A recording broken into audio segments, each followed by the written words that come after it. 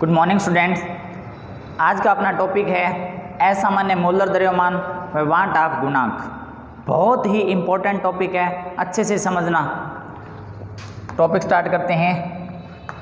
असामान्य मोलर द्रव्यमान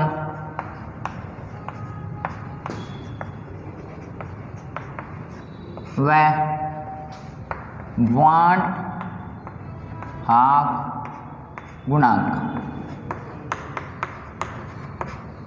देखो, अपने अभी तक 4 अणुसंख्यक गुणधर्म स्टडी कर लिए।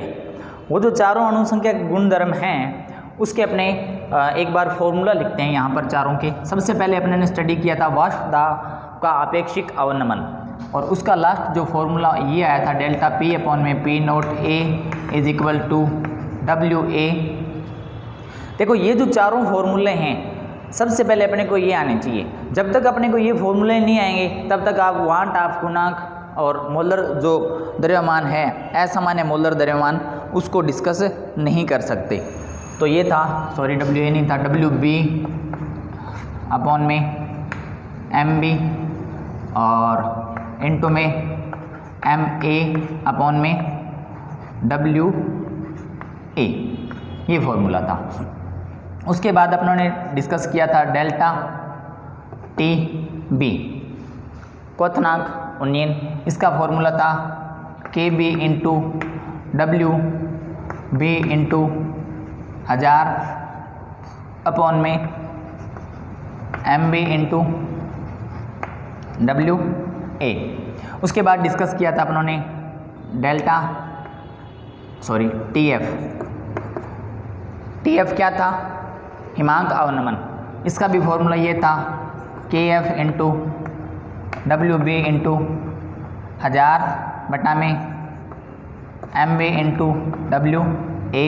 और लास्ट जो अपनों ने फॉर्मूला डिस्कस किया था वो था पाई का।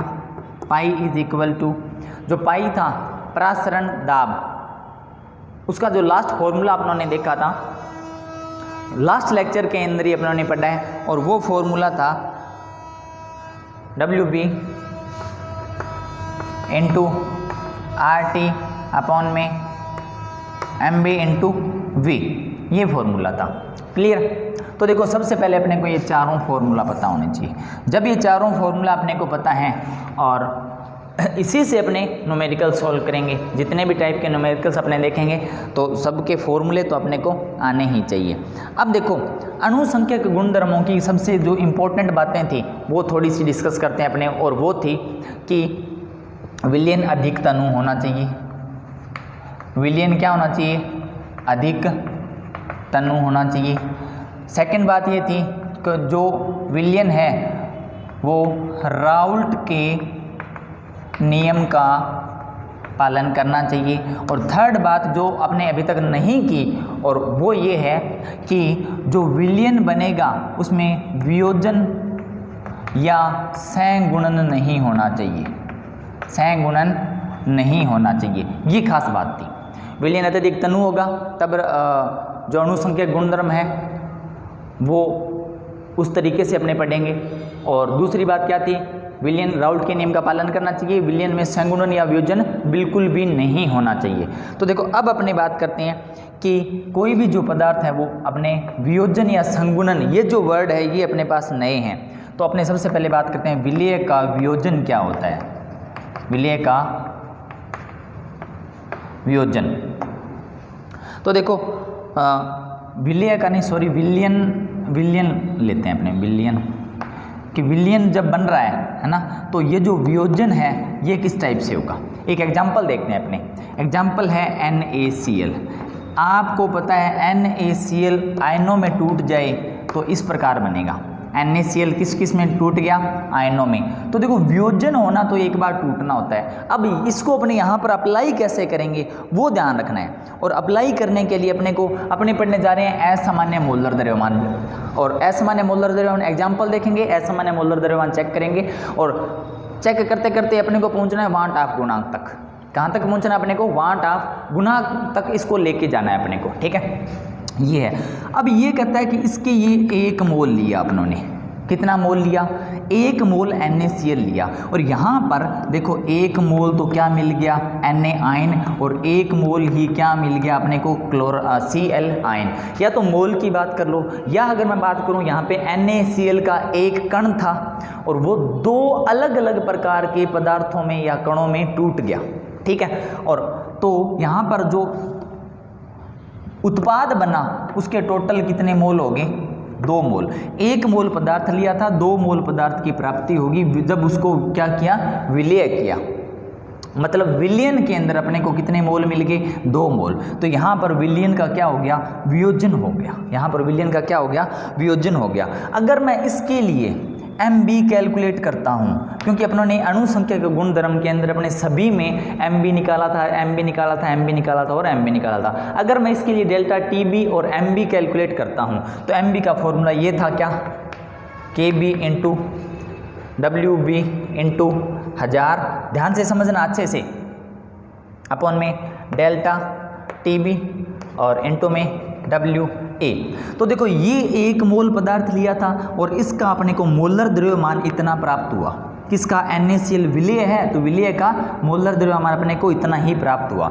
यहाँ पर क्या प्राप्त हुआ देखो, और अणुसंख्या गुणधर्म में मैंने आपको ये बताया था कि अणुसंख्या के गुणधर्म विलय के कणों की संख्या पर निर्भर करते हैं, कणों की प्रकृति पर निर्भर नहीं करते। तो कणों की संख्या यहाँ पर 1 थी और अपने यहाँ पे हो गया 2। तो अगर जब कणों की संख्या चेंज हो जाती है तो अणुसंख्या गुणधर्म भी चेंज हो जाएंगे। जब अणुसंख्या गुणधर्म चेंज हो जाएंगे तो जो अपने मोलर द्रव्यमान कैलकुलेट कर रहे हैं वो भी चेंज हो जाएंगे। और चेंज कैसे होंगे वो देखो, अब ये तो फॉर्मूला है इसके लिए वियोजन से पहले और ये है वियोजन के बाद मैं लिखने जा रहा हूँ, और वो क्या बन सकता है MB is equal to KB into WB into 1000 बटा में। अब देखो ये जो 2 मोल प्राप्त हुए मतलब अणुसंख्या गुणधर्म कितने हो गए डबल हो गए। यहाँ पे अणुसंख्या गुणधर्मों में कणों की संख्या कितनी थी 1 थी, और अगर कण डबल हो गए तो अणुसंख्या गुणधर्म भी क्या हो जाएंगे डबल हो जाएंगे। तो मैं यहाँ पर इसको ऐसे लिख लूँ क्या 2 डेल्टा B इंटू WA। अब देखो ये आ गया, अगर मैं इसको थोड़ा सा अलग तरीके से लिखता हूँ तो इसको ऐसे लिख लूँ क्या 1/2 लिख लिया। तो देखो ये था सामान्य मोलर द्रव्यमान, क्या था सामान्य मोलर द्रव्यमान, और ये मिल गया अपने को असामान्य मोलर द्रव्यमान। क्यों? क्योंकि यहाँ पर जो विलय था वो उसका वियोजन हो गया, उसका क्या हो गया वियोजन हो गया। तो अब देखो ये जो फॉर्मूला था ये पहले का कितना रह गया 1/2 रह गया। मतलब अपने जो मोलर द्रव्यमान निकालेंगे, ये तो मोलर द्रव्यमान सामान्य है, जितना अपने निकालना चाहते हैं या जितना आ रहा है उतना ही आएगा। इसमें क्या फर्क पड़ा कि जो टोटल का आंसर आएगा उसमें अपने को कितना का भाग देना पड़ेगा 2 का भाग देना पड़ेगा। तो ये मोलर द्रव्यमान जो है ना वो क्या हो गया कम हो गया पहले से, है ना, क्योंकि यहाँ पर वियोजन हो गया था। तो मोलर द्रव्यमान यहाँ पर कम हो गया। ये मोलर द्रव्यमान है ना ये कहलाता है असामान्य मोलर द्रव्यमान। क्या कहलाता है असामान्य मोलर द्रव्यमान। अब ये तो अपने बात की थी वियोजन की। अब मैं बात करता हूँ संयोजन या सहगुणन की। किसकी बात करता हूँ संयोजन या सहगुणन की। अच्छा अब देखो अब ये कैसे आएगा इसका एग्जाम्पल देख लेते हैं। जैसे मैंने एग्जाम्पल ले लिया CaCl2 ले लिया तो Ca+2+2Cl में कन्वर्ट हो गया। तो यहाँ पर 1 मोल था, 1 ये और 2 ये, टोटल कितने मोल मिल गए 3 मोल। अगर CaCl2 लेता हूँ तो यहाँ पे कितना आ जाएगा 1/3 आ जाएगा। कितना आ जाएगा 1/3। अगर मैं AlCl3 लेता हूँ तो ये Al+3 में टूट जाएगा और Cl नेगेटिव और कितने 3, तो 1 और 3 कितने हो गए 4। तो इसके लिए मैं क्या लिख सकता हूँ यहाँ पर 1/4। तो ये आपने ध्यान रखना है कि 1/2 कैसे आएगा 1/3 कैसे आएगा 1/4 कैसे आएगा। जितने कणों में टूटे या जितने आयनों में टूट जाए और वो उनकी टोटल संख्या चेक करनी है अपने को, ठीक है, और उतना ही वो भाग वो क्या हो जाएगा कम हो जाएगा। अगर 2 कण बन रहे हैं, जैसे इसके 2 कण बने है ना, या 2 टाइप के आयन बन गए, या आयनों की कुल संख्या 2 है, कैसे भी बोल लो चाहे, तो कुल मोलर द्रव्यमान 1/2 हो जाएगा पहले का।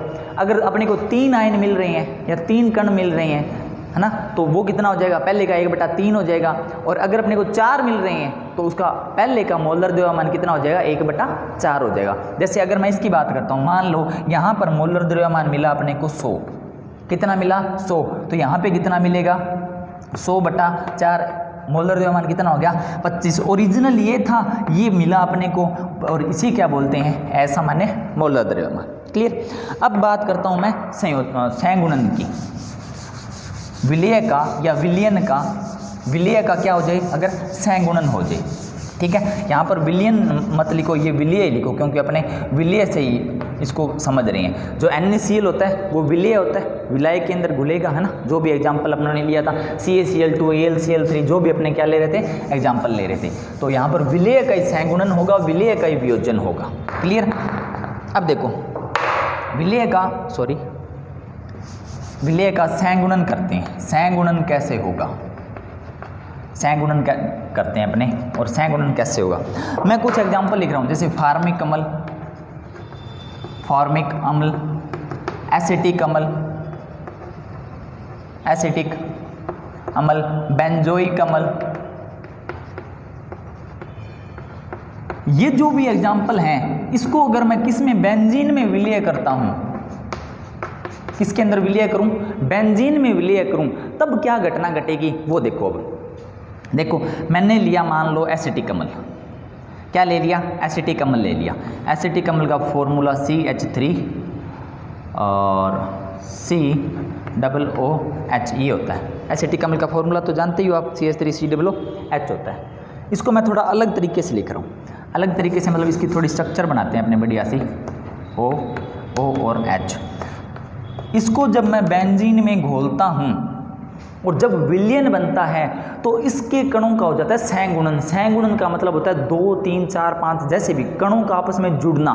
जुड़ना क्या कहलाता है कि जब 2 या 3, 4, 5 कण आपस में जुड़ जाते हैं उसको बोलते हैं संगुणन। और वियोजन में अपने देखा था कि NaCl था वो अलग अलग हो गया था। क्लियर। तो इसका क्या होगा, इसके 2 कण आपस में जुड़ जाएंगे। क्यों जुड़ेंगे कारण भी बताऊंगा, और कैसे जुड़ेंगे वो भी बताऊंगा, बस आप लोगों ने समझना है अच्छे से।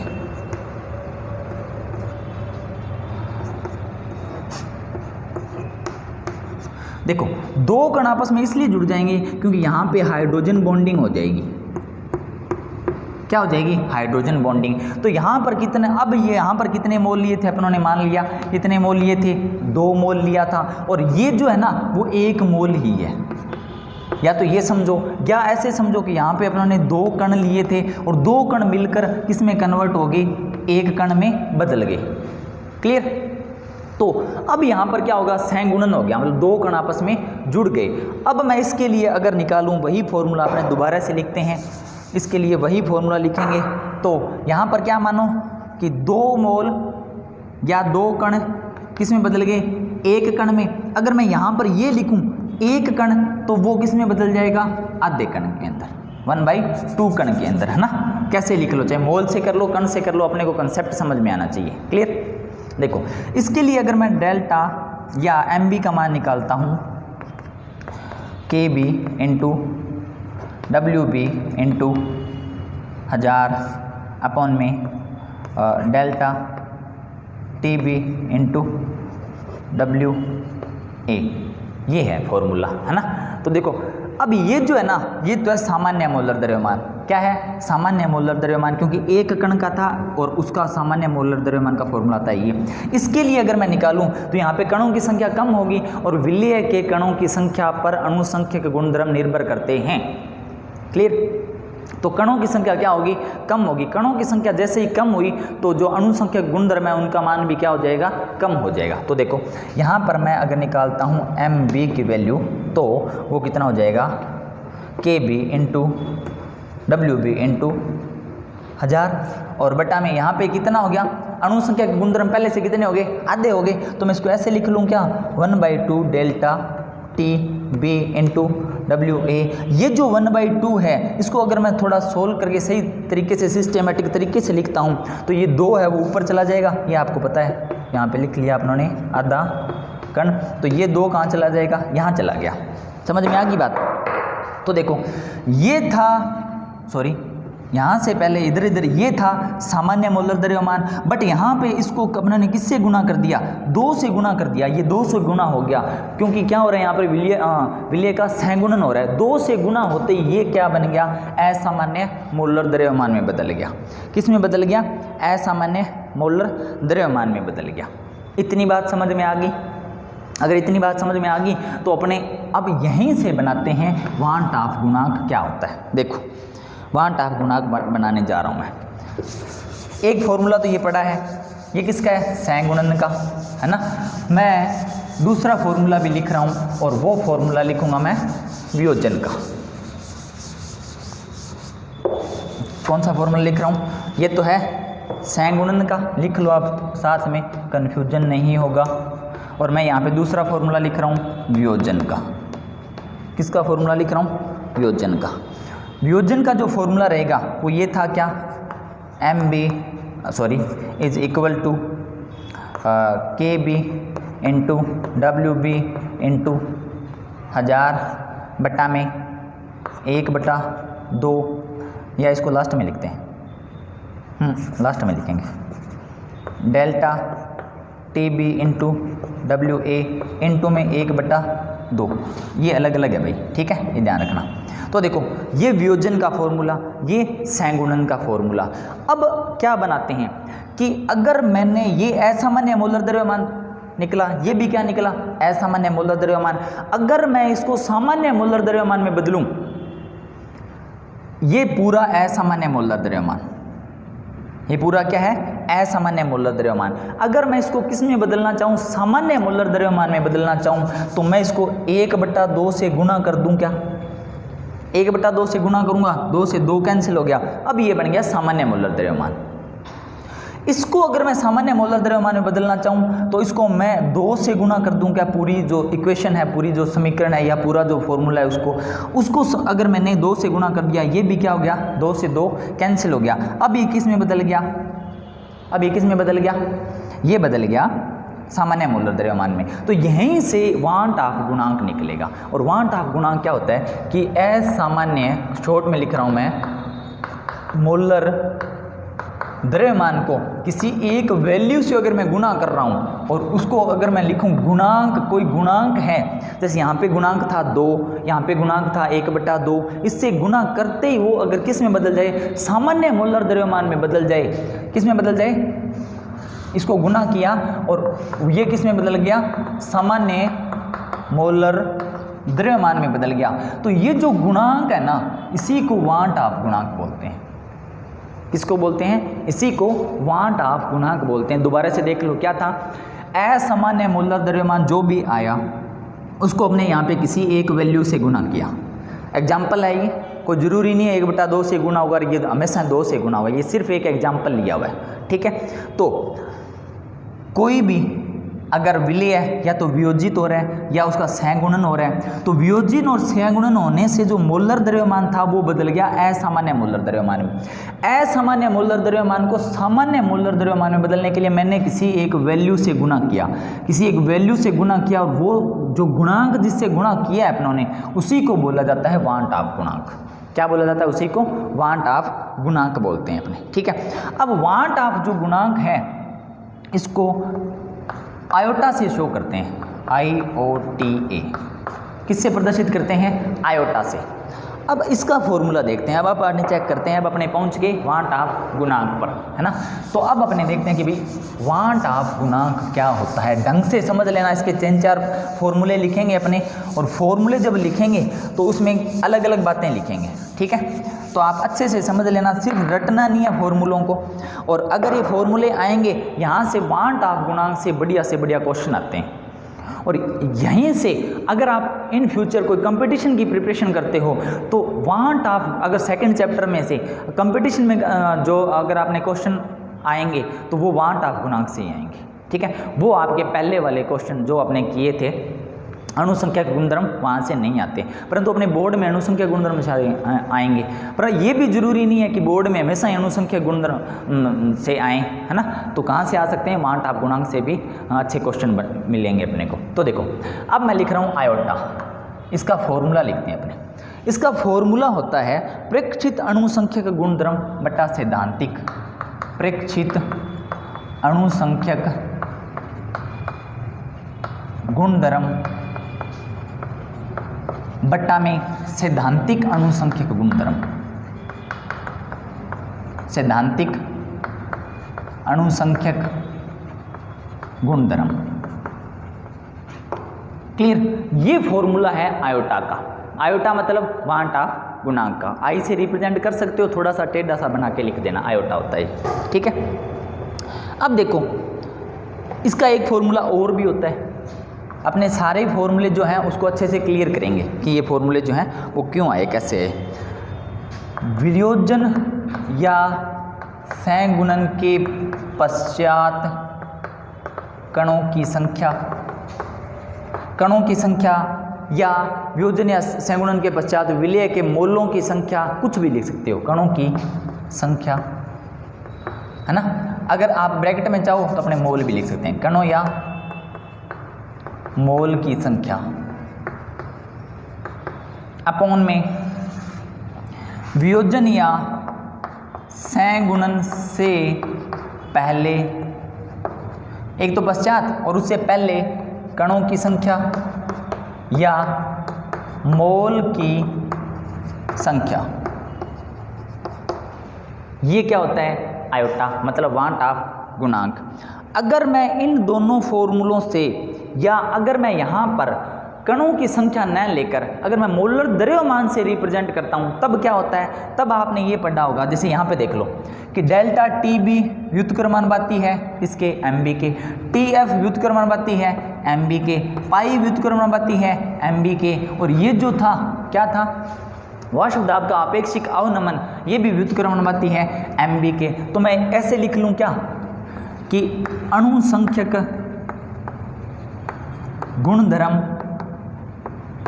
व्युत्क्रमानुपाती होता है एक बटा, क्या लिख लूँ मैं, एम बी ही लिख लेते हैं। क्लियर? तो ये रिलेशन आपको पता है, आपने अच्छे से डिटेल स्टडी किया हुआ है इनका। क्लियर? अब मैं यहाँ से इस फॉर्मूले को बनाऊं, कणों की संख्या या मोलों की संख्या को हटाकर मैं मोलर द्रव्यमान वाला फॉर्मूला बनाता हूं, तब मैं क्या लिखूंगा? तब मैं लिखूंगा I इज इक्वल टू सैद्धांतिक मोलर द्रव्यमान। जैसे यहाँ पे क्या था, देखो इससे बनाएंगे अपने, इस फॉर्मूले को कन्वर्ट कर रहे हैं इसमें, और इसके भी है ऊपर, इसके बेस पर प्रेक्षित अणुसंख्या गुणधर्म और सैद्धांतिक अणुसंख्या गुणधर्म। अब अणुसंख्या गुणधर्म क्या है? मोलर द्रव्यमान के व्युत्क्रमानुपाती है, तो इसको भी उल्टा लिख सकता हूं मैं। अगर मैं मोलर द्रव्यमान लिखूं तो मैं क्या लिख लूंगा? सैद्धांतिक मोलर द्रव्यमान बटा प्रेक्षित मोलर द्रव्यमान। और ये जो सैद्धांतिक मोलर द्रव्यमान बटा प्रेक्षित मोलर द्रव्यमान है, सैद्धांतिक को अपने सामान्य मोलर द्रव्यमान भी बोल सकते हैं। क्या बोल सकते हैं? सैद्धांतिक को सामान्य मोलर द्रव्यमान बोल सकते हैं। ठीक है, और प्रेक्षित जो होता है उसको असामान्य बोलेंगे। क्या बोलेंगे? असामान्य मोलर द्रव्यमान। अब देखो ये जो दो वर्ड आ रहे हैं, कितनी बार यूज कर लिए अपनों ने, सैद्धांतिक प्रेक्षित, ये कई बार आ गए, है ना। तो देखो अब ये क्या थे, इसको थोड़ा सा एक्सप्लेन करता हूं मैं। जैसे NaCl था, किस में कन्वर्ट हो गया? Na पॉजिटिव और Cl नेगेटिव में। तो ये जो स्टार्टिंग वाला जो होता है, मतलब वियोजन या संयोजन से पहले, ये तो होता है सैद्धांतिक। क्या होता है? सैद्धांतिक। और ये अपने को प्रैक्टिकली मिला, मतलब प्रेक्षित। समझ में आ गई बात? सैद्धांतिक क्या होगा कि विलय जो कि संयोजन या वियोजन से पहले, और प्रेक्षित क्या हो गया कि विलय है जो कि संयोजन या वियोजन के बाद। यहाँ पे देख लो प्रेक्षित है तो संयोजन या वियोजन के बाद हो रहा है, तो अपनों ने यहाँ पे क्या लिख दिया? वियोजन या सहगुणन के पश्चात कणों की संख्या, बाद में आ रहा है ये। ठीक है, और ये क्या लिख दिया? सैद्धांतिक लिखा है, इसकी जगह अपने क्या लिख दिया? वियोजन या संयोजन से पहले कणों की संख्या। तो सैद्धांतिक क्या है? वियोजन या संयोजन से पहले कणों की संख्या, मोलों की संख्या, और या मोलर द्रव्यमान। और प्रेक्षित क्या है? संयोजन या वियोजन के बाद कणों की संख्या, मोलों की संख्या या मोलर द्रव्यमान। तो ये अपने पास 1, 2 और 3 फॉर्मूले। अगर आपको ये पता है, एक फॉर्मूला याद रखना है, और अगर आपको ये पता है कि सैद्धांतिक और प्रेक्षित क्या होता है, तब आप इसी से ये फॉर्मूला बनेगा, इसी से ये बनेगा। ये जो बनाया था वो अपनों ने इसके हिसाब से बनाया था। अणुसंख्या गुणधर्म समानुपाती 1/, समानुपाती बोला मैंने, 1/mb। अगर मैं बोलूँ अणुसंख्या गुणधर्म व्युत्क्रमानुपाती mb, फिर तो मैं सीधा लिखूंगा।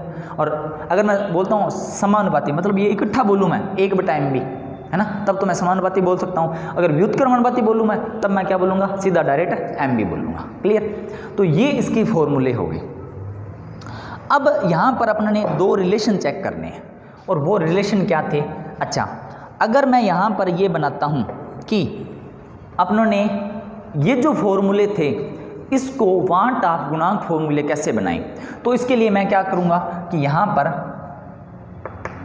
आयोटा से गुणा करा दूँ, यहाँ पर किससे करा दूँ, आयोटा से करा दूँ, यहाँ पे किससे करा दूँ, आयोटा से करा दूँ, यहाँ पे किससे करा दूँ, आयोटा से गुणा करा दूँ। क्योंकि गुणा किसके पहले, इससे पहले बताना था, जो गुणांक था, मतलब मैं दोबारा से रिपीट कर रहा हूँ, असामान्य मोलर द्रव्यमान को गुणा किया था किससे, आयोटा से, और वो किस में बदल गया था, सामान्य मोलर द्रव्यमान में। तो अब ये जो है ना, वो सारे सामान्य मोलर द्रव्यमान के फॉर्मूले हैं। अगर मैं यहाँ पर मोलर द्रव्यमान ही लिखता हूँ तो इसको मैं ऐसे लिख लूँ, क्या, यहाँ से इन 2 को ही बताता हूँ मैं, है ना। यहाँ पे क्या लिख लूँ,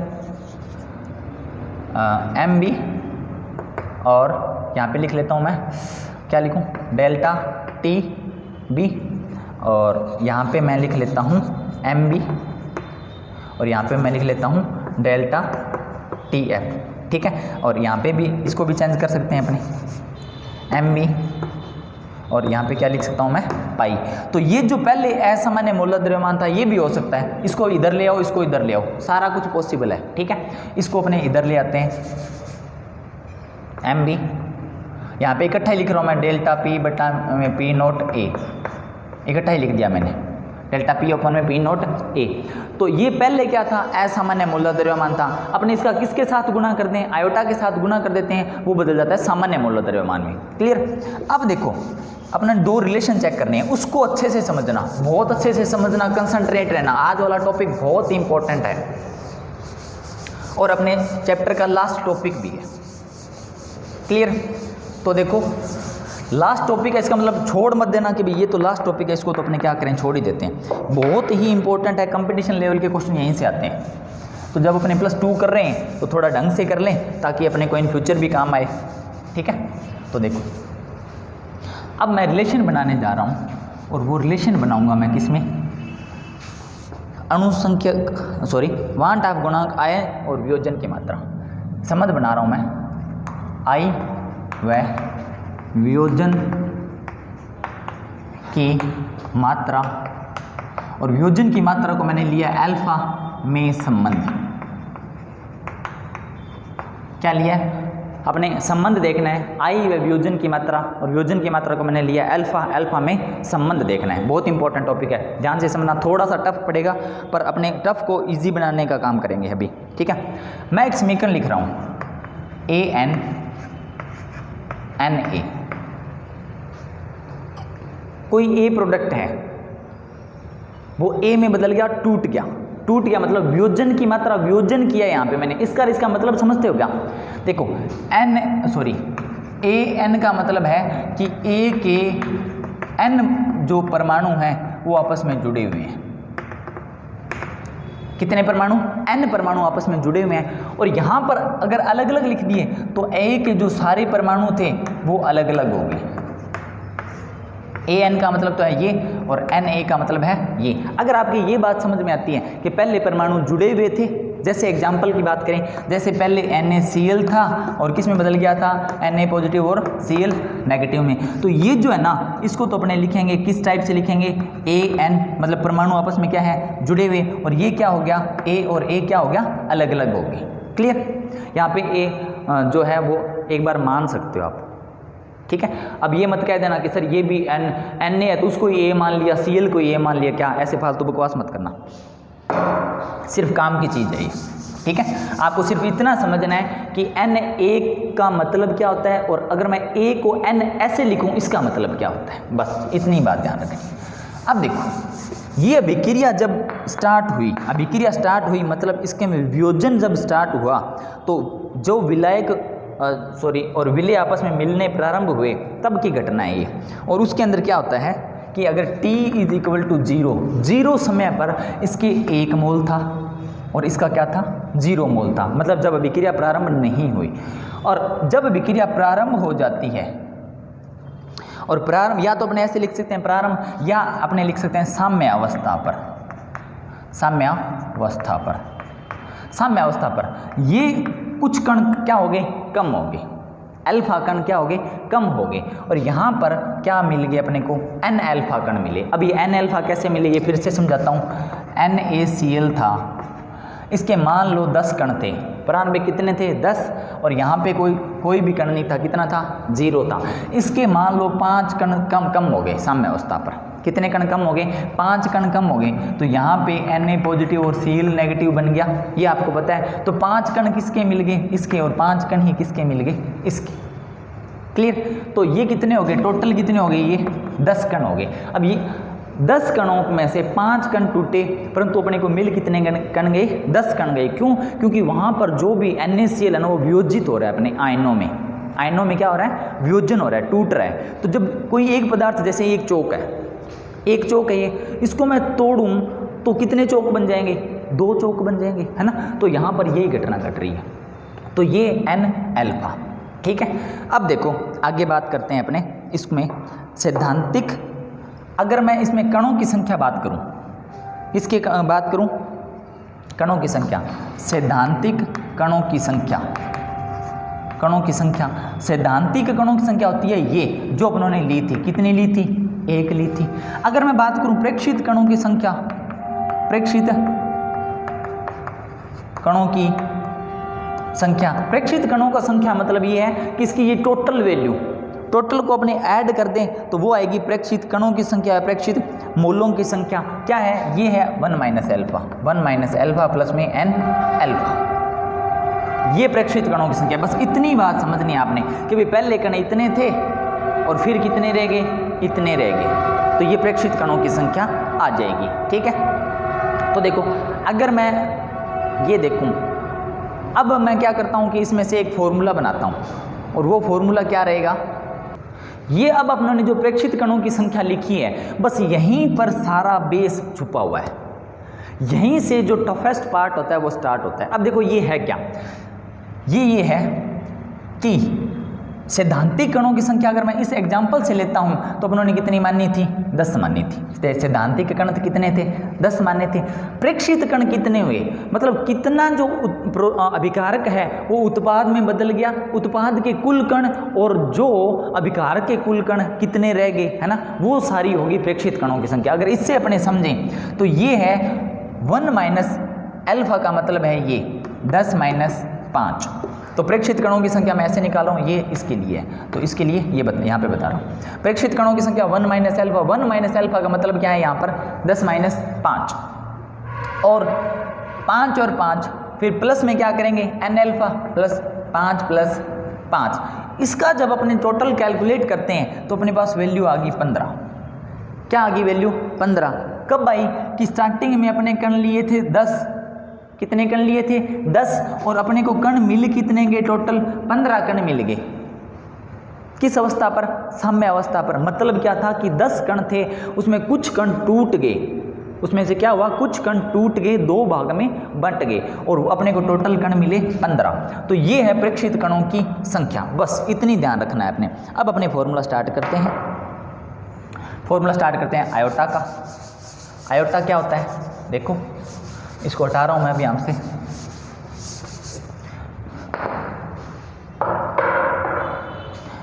आयोटा का फॉर्मूला क्या लिखा था आपने, अगर आपको ध्यान है तो आपने लिखा था प्रेक्षित कणों की संख्या बटा सैद्धांतिक कणों की संख्या, ये तो लिखा था। क्या लिखा था, प्रेक्षित कणों की संख्या बटा में सैद्धांतिक कणों की संख्या, लिख दो। आयोटा प्रेक्षित कण कौन से हैं, ये हैं 1 minus alpha plus N alpha, और बटा में सैद्धांतिक कण कितने हैं 1। इसको यहाँ लेके जाओगे तो ये इतना ही रह जाएगा। नेक्स्ट स्टेप मैं यहीं पे कर रहा हूँ, इसको हटा दे सकते हैं पहले, इसको हटा दिया तो नेक्स्ट स्टेप आ गया ये, है ना। अब यहाँ से निकालना है अपने अल्फा की वैल्यू, किस की वैल्यू निकालनी है, अल्फा की वैल्यू निकालनी है। तो इसके लिए अपने क्या करेंगे, अब यहाँ से मैथमेटिक्स का पोर्शन स्टार्ट होता है, जो कि आपको अगर मैथ के रूल आते हैं तो यहाँ पे सारी जो बातें हैं वो क्लियर हो जाएगी, अगर नहीं आते तो फिर बहुत ही अच्छी बात है ना। तो देखो इसके लिए अपने क्या करेंगे, थोड़ा सा अपने कुछ चेंजेस करते हैं। क्या चेंजेस करते हैं कि इसको मैं ऐसे लिख लूँ, क्या i इज़ इक्वल टू 1, ये जो वैल्यू है इसको इधर लेके जा रहा हूँ, इसको इधर लेके आ रहा हूँ, plus N alpha minus alpha, इन दोनों में से अल्फा कॉमन आ रहा है क्या, तो i iota is equal to 1 plus alpha common आ गया, एन माइनस 1 रह गया क्या, एन माइनस क्या रह गया 1 रह गया।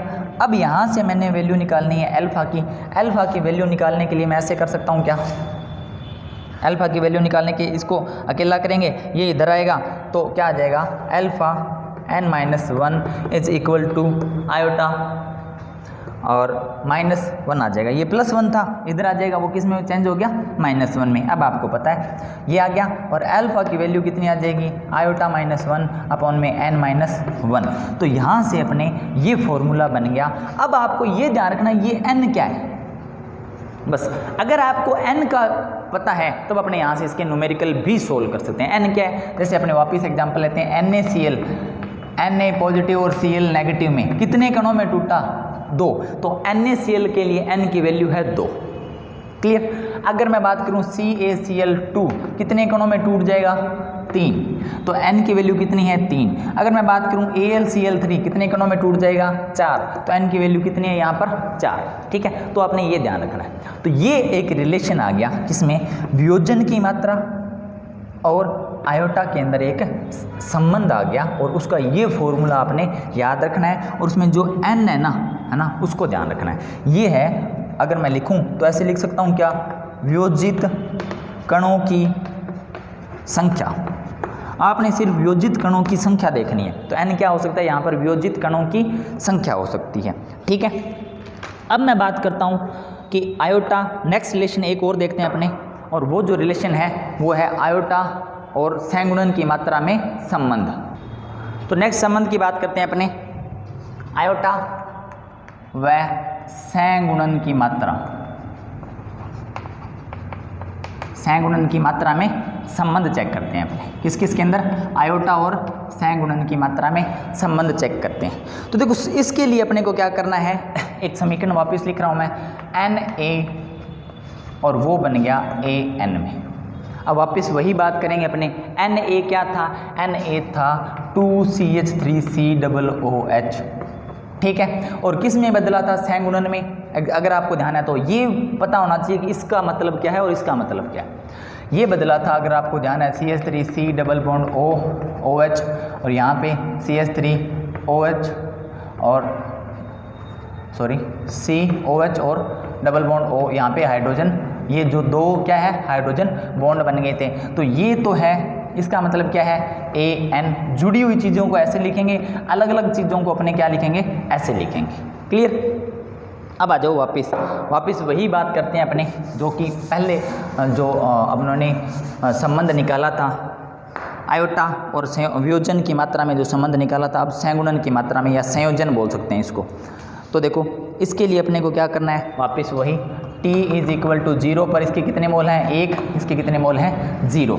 और अगर मैं बात करता हूँ कि साम्य अवस्था पर, किस पे बात करूँ, साम्य अवस्था पर, साम्य अवस्था पर इसके मोल थे 1 माइनस अल्फा और इसके मोल हो जाएंगे अल्फा अपॉन में n। क्या लिखना है आपने, अल्फा अपॉन में n लिखना है। अब ये कैसे हुआ, ये देखो, मैंने CH3COOH से CH3C डबल बॉन्ड OOH और COH HO double bond O ये बनाया था। यहाँ पर ये दो मैंने क्या बना दिए, हाइड्रोजन बॉन्ड बना दिए। अगर मैं इसके 10 कण लूँ, प्रारंभ में इसके कण कितने हैं 0, 10 में से 6 कण किस में बदल गए, 10 में से 6 कणों का क्या हो गया, संगुणन हो गया। अब देखो सिंपल सी छोटी सी सोचने वाली बात है, यहाँ पर 10 कण थे और 2 कण आपस में मिल जाएंगे तो टोटल कण कितने बचेंगे 5। टोटल कण कितने बचेंगे 5 बचेंगे। अब यहाँ पर एग्जाम्पल मैंने लिया कि 10 में से 6 कण, ये जो 6 वैल्यू है वो किसकी है, अल्फा की। 10 में से 6 कणों का क्या हो गया, संगुणन हो गया, मतलब सारे कण आपस में क्या हो गए, जुड़ गए। अब यहाँ पर क्या लिखूँ मैं, अल्फा की वैल्यू कितनी 6 और यहाँ पे n की वैल्यू क्या लिखूँगा, अपॉन में n क्या है, पहले वाले n और इस n में फर्क है, n क्या लिखूँगा, n ये लिखूँगा 2 क्यों लिखूँगा, क्योंकि यहाँ पे कितने कण जुड़े हुए हैं आपस में, 2 कण जुड़े हुए हैं। क्लियर। अगर 2 कण जुड़े हुए हैं तो 2 लिखूंगा, 3 कण जुड़े हैं 3 लिखूंगा, 4 कण जुड़े हुए हैं तो 4 लिखूंगा। जैसे अब मैं नाम बता देता हूँ, 2 कण अगर आपस में जुड़ते हैं उसको बोलते हैं द्विलक, 3 कण आपस में जुड़ते हैं उसको बोलते हैं त्रिलक, 4 कण आपस में जुड़ते हैं उसको बोलते हैं चतुष्कलक, चतुष्कलक ये होता है। ये वर्डिंग है इसकी, थोड़ी सी ध्यान रखना आप लोग।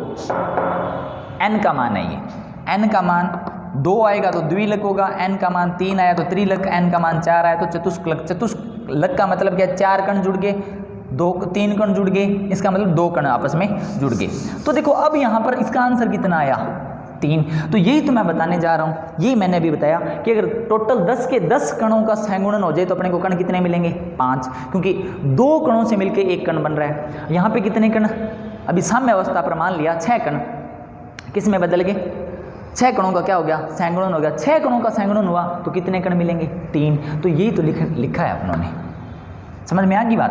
बस अगर ये बात समझ में आ गई फिर आगे अपना डेरिवेशन भी समझ में आ जाएगा। अगर मैं लिखूं सैद्धांतिक कणों की संख्या, सैद्धांतिक कणों की संख्या कितनी थी, 1। प्रेक्षित कणों की संख्या कितनी आई अपने को, प्रेक्षित कणों की संख्या जैसे पहले अपनों ने जोड़ा था इसको और इसको, उसको ऐड करेंगे अभी वापस। प्रेक्षित कणों की संख्या अपने क्या लिखेंगे, 1 माइनस एल्फा प्लस में एल्फा अपॉन में n, 1 माइनस एल्फा अपॉन में। अब इसके लिए अपनों ने क्या किया था, ये वैल्यू चेंज की थी, अब वापस वैसे का वैसा चलेगा। अब तो मैथ का क्वेश्चन बन गया, इसको सोल्व करेंगे अपने। 1 प्लस एल्फा अपॉन में n माइनस एल्फा। अब यहाँ से क्या आ गया, कॉमन क्या आ सकता है, एल्फा कॉमन आ सकता है, 1 प्लस एल्फा और क्या आ गया 1 अपॉन n माइनस 1। क्लियर।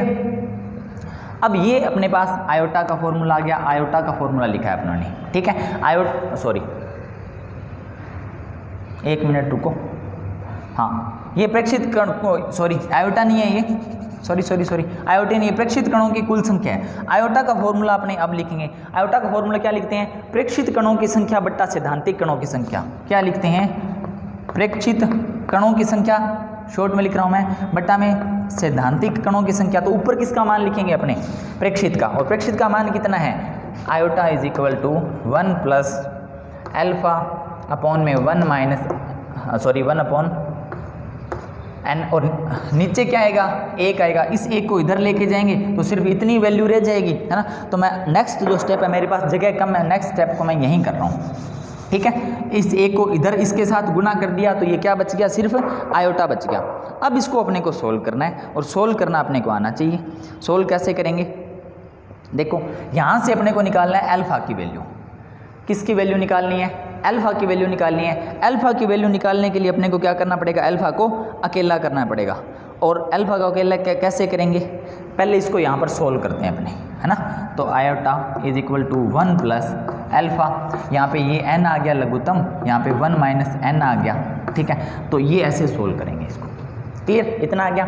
अब यहाँ से अल्फा की वैल्यू निकालेंगे, अल्फा 1 माइनस n अपॉन में n, इसको इधर लिख लेता हूँ मैं, इस सारी वैल्यू को इधर लिख लो, इसको इधर लिख लो, तो ये क्या आ जाएगा, आयोटा माइनस 1, और अल्फा इज इक्वल टू क्या आ जाएगा, आयोटा माइनस 1 अपॉन में ये इसके साथ गुना में, ये क्या आ जाएगी भाग में, 1 माइनस n अपॉन में n। ये अपने पास क्या आ गई, वैल्यू आ गई। और ये जो फॉर्मूला बना है ये किसका बन गया, ये बन गया फॉर्मूला। किस किस के बीच में संबंध आ गया कि आयोटा व सहगुणन की मात्रा में। इसको थोड़ा सा और सोल्व कर सकते हो, इसको और सोल्व करेंगे तो आयोटा माइनस 1 अपॉन में 1 माइनस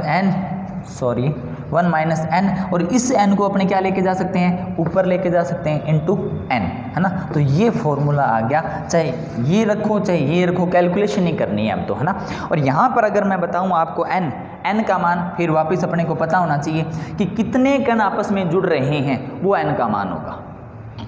कितने कण आपस में जुड़ रहे हैं वो किसका मान होगा, n का मान होगा। क्लियर। तो ये अपना टॉपिक और ये चैप्टर अपना होता है कंप्लीट। अपने इस चैप्टर के लिए सिर्फ एक लेक्चर और डिस्कस करेंगे, और वो करेंगे अपने थोड़े 2-4 न्यूमेरिकल डिस्कस करेंगे। Thank you.